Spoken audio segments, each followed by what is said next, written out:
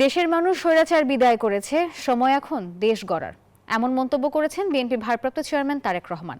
বিকেলে লালমনিরহাটে শহীদ জিয়া ফুটবল টুর্নামেন্টে ভার্চুয়ালি যুক্ত হয়ে তিনি এমন মন্তব্য করেন। বলেন, শহীদ প্রেসিডেন্ট জিয়াউর রহমান খেলাধুলা পছন্দ করতেন, তাই সারা দেশের নেতাকর্মীদের বিভিন্ন গ্রামীণ খেলার আয়োজন করার আহ্বান জানান তিনি। লালমনিরহাট জেলা বিএনপির আয়োজনে 2015 সাল থেকে শুরু হওয়া এই ফুটবল টুর্নামেন্টের এবারেরটি ছিল ষষ্ঠ প্রতিযোগিতা। লালমনিরহাট সদর উপজেলার বড়বাড়ির শহীদ আবুল কাশেম মহাবিদ্যালয় মাঠে ফাইনাল খেলার মধ্য দিয়ে শেষ হয় টুর্নামেন্টটি। রংপুর বিভাগের বিএনপির 10টি টিম এই টুর্নামেন্টে অংশগ্রহণ করে।